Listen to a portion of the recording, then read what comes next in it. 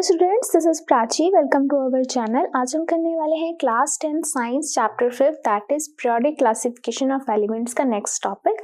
अभी तक हम पढ़ चुके हैं कि हम एलिमेंट्स को क्लासिफाई क्यों करते हैं और डिफरेंट साइंटिस्ट ने आकर कैसे कैसे टेबल्स दी कि हाँ हम एलिमेंट्स को ऐसे अरेंज कर सकते हैं और वो क्यों फेल हुए और क्या कॉन्ट्रीब्यूशंस रहे उनके मॉडर्न पीरियोडिक टेबल के लिए जो आज हम पढ़ते हैं। तो इस वीडियो में हम पढ़ेंगे मॉडर्न पीरियोडिक टेबल। अगर आपसे इससे पहले की वीडियो जिसके अंदर डिफरेंट साइंटिस्ट के अप्रोचेस के बारे में बात की गई है वो मिस हो चुकी है तो उस पर्टिकुलर वीडियो का लिंक मैं आई बटन पे डाल दूंगी, वहाँ क्लिक करेंगे तो आपकी वीडियो वहीं से स्टार्ट हो जाएगी। तो अब हम स्टार्ट करते हैं पढ़ना about the modern periodic table. तो मॉडर्न पीरियोडिक टेबल आई थी 1913 में और किन्होंने दी थी बाय हेनरी मॉसले ने। तो इससे पहले हमने 3 साइंटिस्ट के अप्रोचेस पढ़े थे, डॉबिनेरियर्स, न्यूलैंड्स एंड मेंडलीव्स। उन तीनों ने कहा था कि जो हम एलिमेंट्स को अरेंज करते हैं वो उनके मासेस के बेसिस पे करते हैं कि पहले हल्के वाला, फिर भारी, फिर भारी, फिर भारी, इस तरीके से increasing order of there masses पे करते हैं। बट हेनरी मॉसले ने एक मॉडर्न पीरियोडिक टेबल के लिए मॉडर्न पीरियोडिक लॉ इंट्रोड्यूस किया और उन्होंने बोला कि हम वेट के बेसिस पे या मास के बेसिस पे हम एलिमेंट्स को अरेंज नहीं करेंगे, ऑन द अदर हैंड उसको हम अरेंज करेंगे according to their atomic number. तो उन्होंने कहा कि एलिमेंट्स को हम अरेंज करेंगे in order of their increasing atomic numbers. और मॉडर्न पीरियोडिक लॉ के अकॉर्डिंग ये लॉ क्या कहता था, the properties of elements are the periodic function of their atomic numbers. यानी कि हम एलिमेंट्स की प्रॉपर्टीज कैसे हम बताते हैं, according to their atomic number के बेसिस पे हम उनकी प्रॉपर्टीज को बताते हैं, ना कि एटॉमिक मासेस के बेसिस पे बताते हैं। इस लाइन का मतलब क्या है? इस लाइन का मतलब हम छोटी सी बात से ये समझ सकते हैं, जैसे फॉर एग्जांपल अगर मैं सोडियम की बात करती हूँ तो सोडियम का एटॉमिक नंबर होता है 11। इस एटॉमिक नंबर के बेसिस पे मैं इसकी बहुत सारी प्रॉपर्टी जान सकती हूँ। जैसे कि अगर मैं 11 की इलेक्ट्रॉनिक कॉन्फ़िगरेशन करती हूँ तो क्या आएगा, 2 8 1। अब यहाँ से मुझे पता चल रहा है कि इसकी वैलेंसी क्या होगी, 1 होगी। तो इसकी जो वैलेंसी हो जाएगी वो होगी +1। दैट मीन्स यहाँ से मुझे पता चल रहा है कि ये जो सोडियम है वो एक मेटल है, यानी कि वो इलेक्ट्रॉन डोनेट करती है, इलेक्ट्रॉन्स को देती है। तो यानी कि यहाँ से मुझे पता चला कि जो सोडियम है वो क्या है, एक मेटल है, प्लस बहुत ही रिएक्टिव है। ठीक है, क्यों रिएक्टिव है, एक ही है और वो फटाफट से देने की कोशिश करेगी तो बहुत ज़्यादा रिएक्टिव भी हुई। तो सोडियम बहुत रिएक्टिव है, सोडियम एक मेटल है। और क्या कह सकते हैं भाई, हाँ जी ये एक कैटायन है। कैटायन मतलब जब Na पॉजिटिव आ जाता है, ये एक कैटायन है। तो इस तरीके से हम बहुत सारी प्रॉपर्टीज़ और प्रॉपर्टीज़ हम कैसे जान सकते हैं कि ये ऑक्सीजन के साथ कैसे रिएक्ट करेगी, ये हाइड्रोजन के साथ कैसे रिएक्ट करेगी। तो सिर्फ और सिर्फ हम एटॉमिक नंबर के बेसिस पे इतनी सारी चीज़ें हम बता पाए। तो ये कहता है आपका मॉडर्न पीरियोडिक लॉ। तो ऐसे ही जो हेनरी मॉसले था उन्होंने क्या किया, उन्होंने ऐसे ही सभी के एटॉमिक नंबर्स लिखे, उनकी इलेक्ट्रॉनिक कॉन्फ़िगरेशन करी और उन नंबर्स को डाल दिया ग्रुप्स में एंड पीरियड्स में। तो जब उनको ग्रुप्स और पीरियड्स में अरेंज कर दिया गया तो एक टेबल फॉर्म हो गया। ठीक है, देयर वर 18 वर्टिकल कॉलम्स। तो उनको 18 ग्रुप्स का नाम दे दिया गया, वर्टिकल कॉलम्स को, और 7 हॉरिजॉन्टल रोज थी जिनको नाम दे दिया गया पीरियड्स का। तो अब देखते हैं कि कैसा दिखता है मॉडर्न पीरियोडिक टेबल। तो ये है आपका मॉडर्न पीरियोडिक टेबल। इसको देख के डरना नहीं है कि हाँ जी हमें सारा लर्न करना पड़ेगा, जी नहीं। मैंने आपको फर्स्ट वीडियो में भी आपको बताया था अगर आप 1 to 20 एलिमेंट्स भी लर्न कर लेते हैं तो आपसे जो भी क्वेश्चन पूछे जाएंगे आप उन्हीं से ही गेस कर सकते हैं सारे के सारे आंसर्स। कैसे करते हैं वो जब हम क्वेश्चन सॉल्व करेंगे तब आपको क्लियर हो जाएगा। अभी के लिए हम इस जो टेबल है उसको हम अच्छे से पढ़ते हैं, ये क्या कह रहा है। सबसे पहले हमने देखा कि फर्स्ट पे रखा हुआ है हाइड्रोजन। ठीक है, हमें तो याद है सारी की सारी सीरीज 1 to 20 एलिमेंट्स तो लर्न है ना हमको। हाँ, हाइड्रोजन, हीलियम, लिथियम ये सब तो लर्न है। तो उन्होंने देखो कैसे अरेंज किए। फर्स्ट पे यहाँ रखा हाइड्रोजन, फिर सेकंड पे रखा यहाँ पर हीलियम, फिर third lithium, beryllium and beryllium, then यहाँ पे आ गया boron, carbon, nitrogen, oxygen, fluorine, neon, sodium, magnesium, aluminium, silicon, phosphorus, sulphur, chlorine, argon, potassium, calcium. हमने तो यहाँ तक याद कर रखा है। है ना, कोई बात नहीं, यहाँ तक लर्न कर रखा है, कम से कम इतना तो हमें आता है, राइट। आगे लर्न नहीं भी करोगे तो भी चलेगा, वो आप +1 में देख सकते हो कि कैसे लर्न करना है, ठीक है। अभी के लिए हमने ये देखा कि हाइड्रोजन और यहाँ हीलियम, फिर लिथियम, बेरिलियम, बोरोन, कार्बन, इस तरीके से ये जो है आपका, ये है फर्स्ट ग्रुप, ठीक है। देखो आप देख सकते हो कि यहाँ से लेकर यहाँ तक 18 लिखे हैं ना, 1 2 3 ऊपर नंबर्स लिखे हैं, 1 2 3 4 5 6 7 8 अप टू 18। तो इनको हम बोलते हैं, वर्टिकल कॉलम्स को हम बोलते हैं ग्रुप्स। तो पहला ग्रुप है आपका hydrogen, lithium, sodium, potassium, rubidium, caesium, francium. फिर second beryllium, magnesium, calcium, strontium, barium, radium. ऐसे ही लास्ट तक helium, neon, argon, krypton, xenon, radon. Okay, तो ये हो गए आपके सारे के सारे ग्रुप्स, ठीक है। फिर आते हैं पीरियड्स की बात करते हैं। तो फर्स्ट पीरियड है आपका ये वाला, फर्स्ट लाइन ये हो गई। तो फर्स्ट पीरियड में है आपके हाइड्रोजन है, हीलियम है। सेकेंड पीरियड में कौन है, लिथियम, बेरिलियम, बोरोन, कार्बन। तो इस तरीके से जब हम चलेंगे अलोंग, जब हम चलेंगे तो क्या होगा, आपका पीरियड होगा। और जब हम अपसाइड डाउन चलेंगे, अप टू डाउन चलेंगे, वो होगा आपका ग्रुप। तो अभी हम चल रहे हैं अक्रॉस, अलोंग, तो यहाँ पर हम सेकेंड पीरियड देख सकते हैं, lithium, beryllium, boron, carbon, nitrogen, oxygen, fluorine, neon. Third period में क्या आएगा, सोडियम, मैग्नीशियम, ये सारे। फोर्थ में आ जाएंगे ये सारे, फिफ्थ, सिक्स्थ एंड सेवन्थ। तो टोटल कितने पीरियड्स हो गए आपके, 7 पीरियड्स। यहाँ से एक बहुत इंटरेस्टिंग क्वेश्चन आता है। यहाँ से एक इंटरेस्टिंग क्वेश्चन ये आता है कि मान लीजिए मैंने आपको कोई एक जो है 1 to 20 तक ही मैं आपको बोलती हूँ, कोई एक एलिमेंट दे दिया, मान लीजिए मैंने सिलिकॉन दे दिया, ठीक है।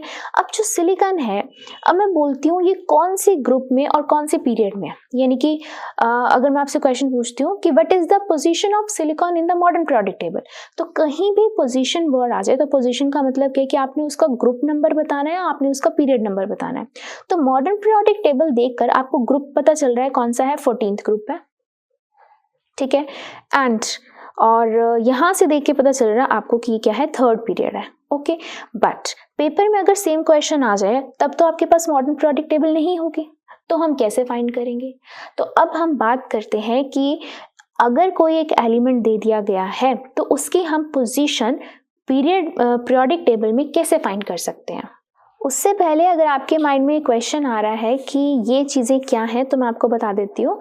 ये होते हैं S block elements, P block, D block, F blocks.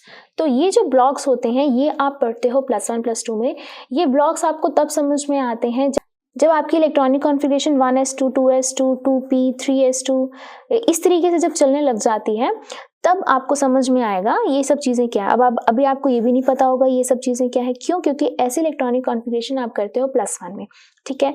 तो अभी के लिए आपको पता होना चाहिए कि ये ग्रुप्स हैं, ये पीरियड्स हैं। और यहाँ मैं एक चीज़ और बताना चाहूँगी, यहाँ 1 मार्क्स में क्वेश्चन जरूर आ सकता है इतना कि हाँ, यहाँ देखिए 50, 51, 53, 4, 5, 6, 7 के बाद 72 आ गया है ना। तो यहाँ ये चीज़ 57 के बाद 72 आ चुका है, यानी कि 58 से लेकर 71 तक ये जो एलिमेंट्स हैं उन्हें हम बोलते हैं लेंथेनाइट्स। क्यों, क्योंकि ये लेंथेनियम के बाद ये सारे के सारे आते हैं, तो हम कहेंगे लेंथेनियम की सीरीज है, तो लेंथेनाइट्स या लेंथेनॉइड्स कहते हैं। एक तो ये चीज़। दूसरी बात, उसके बाद 86, 87, 88, 89 के बाद 104 शुरू हो जाता है। तो 89 के बाद 90 से लेकर 103 तक के ये एलिमेंट्स होते हैं, ठीक है। ऐसा क्यों है, क्योंकि ये एक्टिनियम के बाद है, तो एक्टेनाइड्स कहेंगे या एक्टेनॉइड्स कहेंगे। इनको अलग रखा गया है, क्यों, क्योंकि ये एफ ब्लॉक एलिमेंट्स हैं, इनकी इलेक्ट्रॉनिक कॉन्फ़िगरेशन डिफरेंट हो जाती है, इसलिए इनको अलग रखा गया है, ठीक है। तो यहाँ से 1 मार्क्स में क्वेश्चन क्या बनता है, अब से पूछ लिया जाता है कि लेंथेनॉइड सीरीज कहाँ से शुरू होती है और कहाँ खत्म होती है। तो आप लिखेंगे lanthanoids starts from lanthanum atomic number 57 and ends at lutetium atomic number 71। Similarly actinides के बारे में बता सकते हैं, ये यहाँ से शुरू होती है और यहाँ पे खत्म होती है, ठीक है, या लेंथेनियम या फिर आप कह सकते हैं सेरियम। इस तरीके से आप 58 से 71 बता सकते हैं, 90 से लेकर 103 के लिए यहाँ पे बता सकते हैं। तो यहाँ पर 1 मार्क्स का क्वेश्चन ऐसे एक्स्ट्रा आ सकता है, ठीक है। तो हम बात कर रहे थे position of element, position of element in modern periodic table.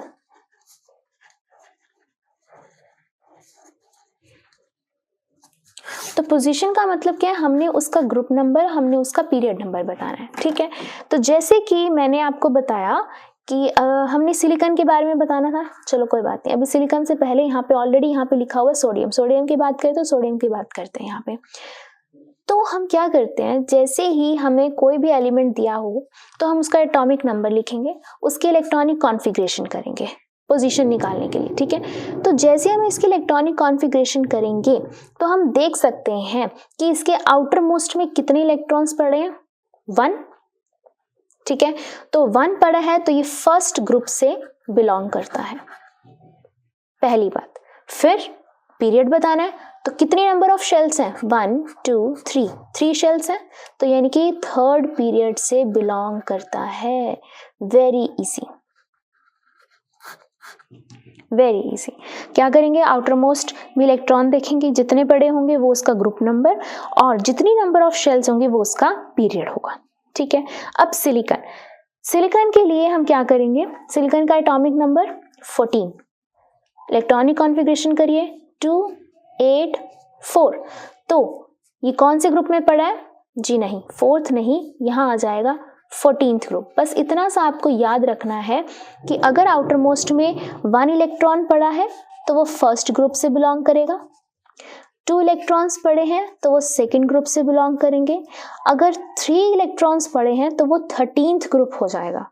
कैसे, मैं एक बार आपको दिखा देती हूँ। तो देखिए, फर्स्ट इलेक्ट्रॉन 1 इलेक्ट्रॉन पड़ा है तो वो फर्स्ट ग्रुप से, और अगर आउटर मोस्ट में 2 इलेक्ट्रॉन्स पड़े हैं तो 2 इलेक्ट्रॉन्स आउटर मोस्ट में कौन सा हो गया, बेरिलियम 2 2, ठीक है, तो सेकंड ग्रुप से। 3 इलेक्ट्रॉन्स आउटर मोस्ट में पड़े हैं तो वो थर्ड ग्रुप नहीं होगा, थर्ड ग्रुप तो यहाँ से स्कैंडियम से स्टार्ट हो गया। आउटर मोस्ट में 3 इलेक्ट्रॉन्स पड़े हैं तो ये हो गया आपका 13th group, 14th 15th 16th 17th 18th। Clear है ये बात। और ये सिर्फ मैं आपको बता रही हूँ 1 to 20 एलिमेंट्स के लिए, क्योंकि आपके जो एग्जाम्स में आता है वो सिर्फ 1 to 20 तक ही मोस्टली पूछा जाता है, इससे ज़्यादा आगे नहीं पूछा जाता, ठीक है। तो 3rd से लेकर 8th तक कोई भी ऐसा आ जाए तो हम उसके साथ क्या लगा देंगे, 1 लगा देंगे। 3rd है तो 13th, 4th है तो 14th, 5th है तो 15th, 6 है तो 16th, 7 है तो 17th, 8th है तो 18th ग्रुप। ओके, तो यहाँ पे हमने ग्रुप तो निकाल लिया इसका, और पीरियड्स 1 2 3 शेल्स है तो थर्ड पीरियड। वेरी इजी, ठीक है। सिमिलरली अगर हमें क्लोरीन की बात करी जाए तो chlorine atomic number 17, electronic configuration 287। अब बताइए आप लोग मुझे, इसका ग्रुप नंबर कौन सा होगा, 17th group number, and period 1 2 3, third period. ऐसे ही कैल्शियम का बताइए मुझे, calcium 20, electronic configuration 2 8 8 2, outer most में 2 है तो सेकेंड ग्रुप, और पीरियड 1 2 3 4, फोर्थ पीरियड, ठीक है। तो इस तरीके से आप पोजीशन फाइंड करते हैं एलिमेंट्स की इन मॉडर्न पीरियोडिक टेबल। तो यहाँ मैं ग्रुप्स के बारे में थोड़ा सा डिटेल और बताऊंगी आपको कि टोटल ग्रुप्स कितने हैं मॉडर्न पीरियोडिक टेबल में, 18 ग्रुप्स हैं, ठीक है। जो फर्स्ट ग्रुप है, ठीक है, जो ग्रुप फर्स्ट है दैट मीन्स कि उसके आउटर मोस्ट में 1 इलेक्ट्रॉन है, ठीक है। वो कहाँ से शुरू होता है, जब अगर मैं 1 to 20 लिखती हूँ तो फर्स्ट था hydrogen, helium, lithium, beryllium, boron, carbon, nitrogen, oxygen, fluorine, neon, sodium, magnesium, aluminium, silicon, phosphorus, sulphur, chlorine, argon, potassium and calcium.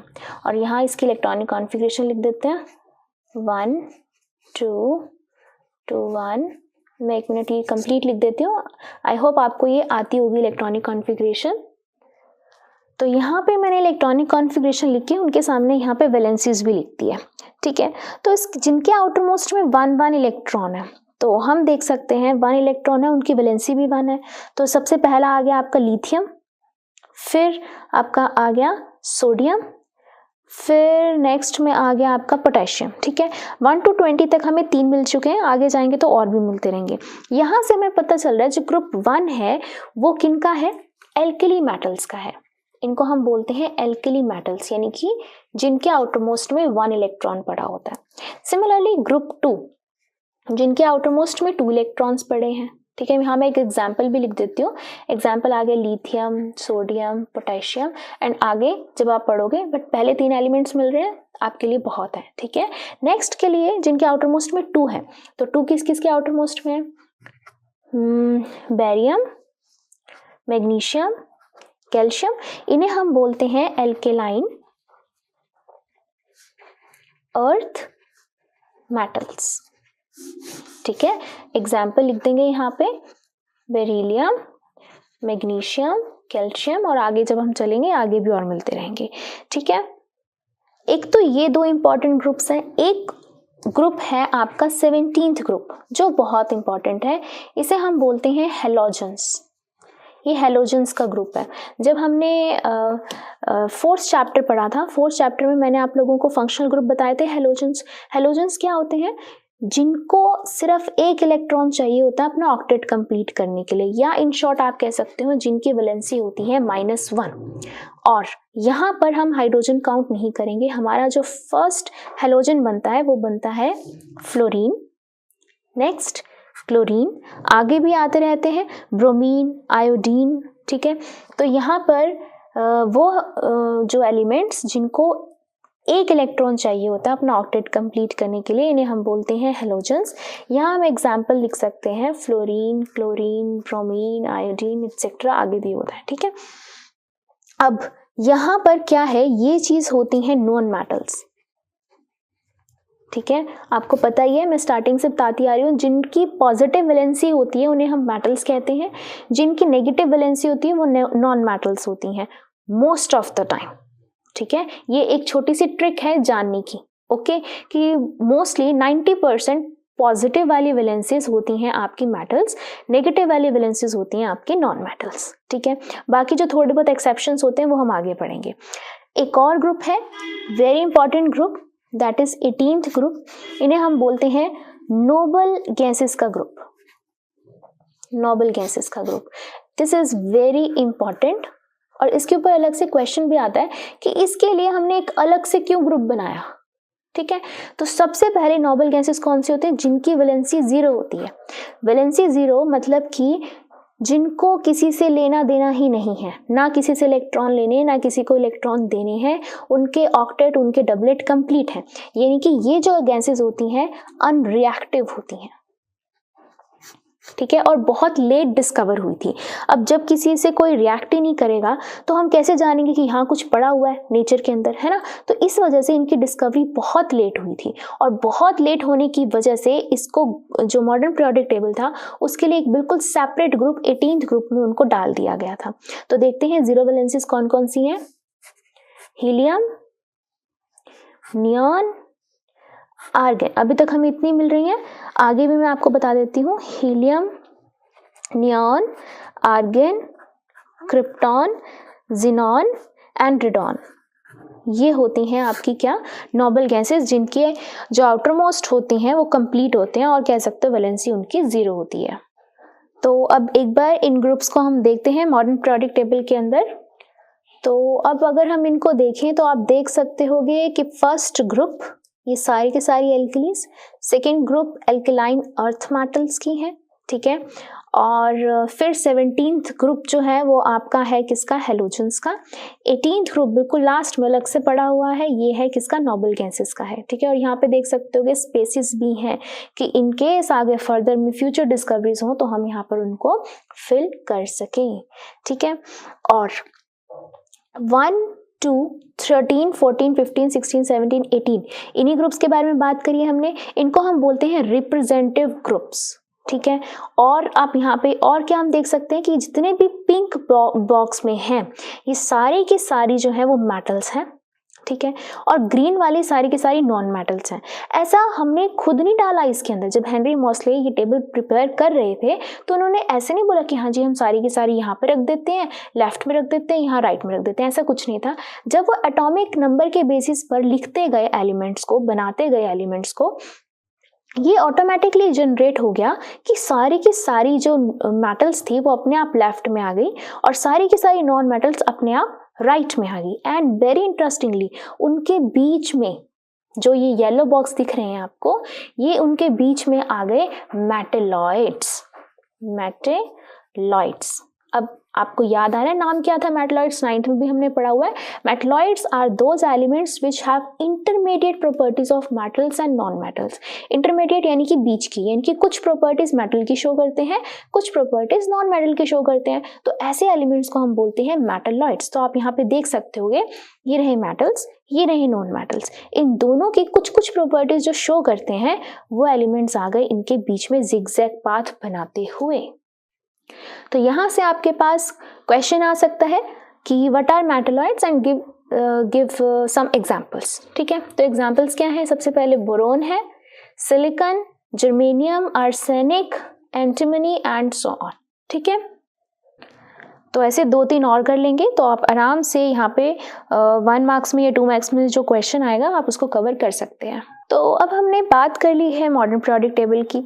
अब हम बात करते हैं कि इस टेबल के आने से क्या क्या हमें फायदे हुए, क्या क्या उसमें मेरिट्स थे, क्या उसमें अच्छी चीज़ें थी और कुछ उसकी बुरी चीज़ें भी थी। क्या बुरी चीज़ें थी वो हम डिस्कस करेंगे। तो सबसे पहले हम बात करते हैं कि मॉडर्न पीरियोडिक टेबल ने क्या क्या सॉल्व कर दिया। सबसे पहले हमने जो 3 एलिमेंट्स पढ़े थे, डॉबनेरियर के, न्यूलैंड के और मेंडलीव के, तीनों टेबल किसके ऊपर बेस्ड थे?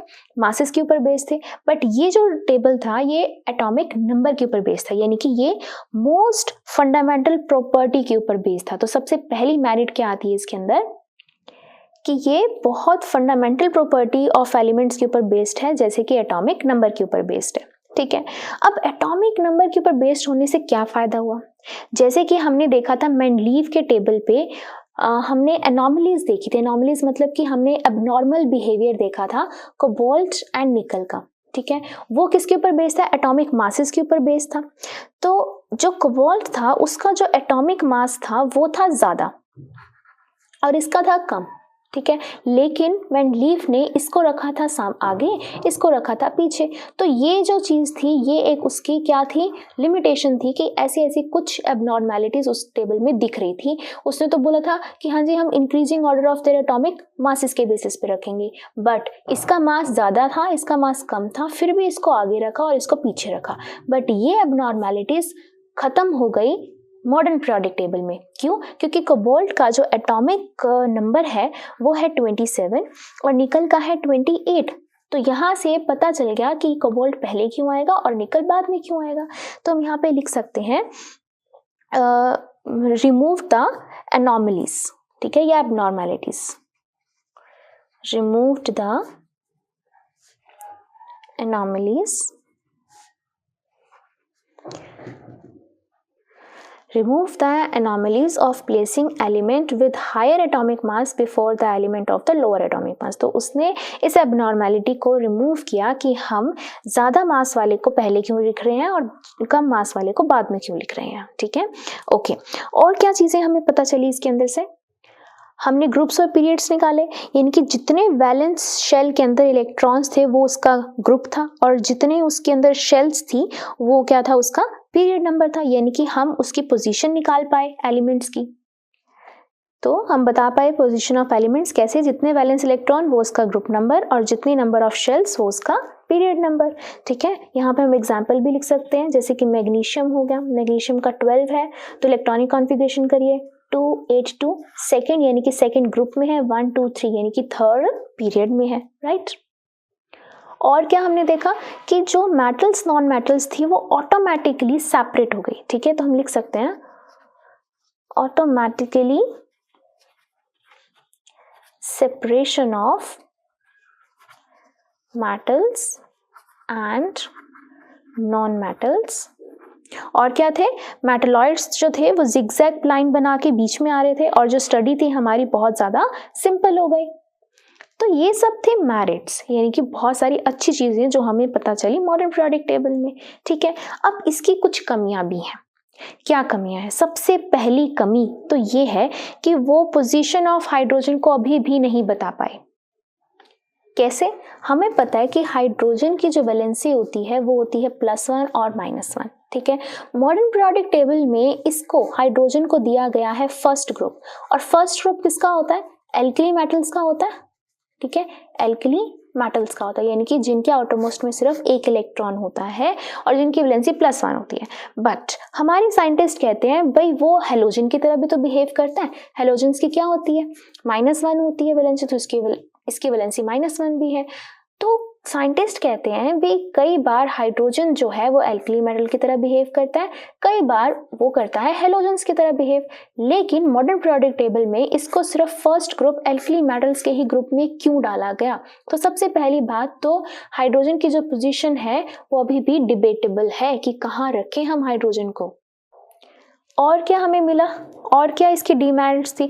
हमने देखा लैंथेनॉइड और एक्टेनॉइड को भी अलग रखा गया है, उसको भी कोई भी बीच में प्लेसमेंट नहीं दी गई है। तो हम क्या लिख सकते हैं? No satisfactory place is provided to lanthanoids and actinoids. तो लैंथेनॉइड्स और एक्टेनॉइड्स को भी कोई एक प्रॉपर सेटिस्फैक्टरी प्लेस प्रोवाइड नहीं किया गया था। तो ये वीडियो थी complete all about modern periodic table, कैसे वो रेवोल्यूशन लेकर आई हमारी साइंस की लैंग्वेज में। ठीक है, अब हम बात करेंगे आगे कि इसके अंदर क्या ट्रेंड्स हैं। ट्रेंड्स यानी कि जो ग्रुप्स हैं एंड जो पीरियड्स हैं, इसके अंदर क्या क्या चेंजेस आते हैं। अब हम बात करेंगे कि बैलेंसी कैसे चेंज होती है।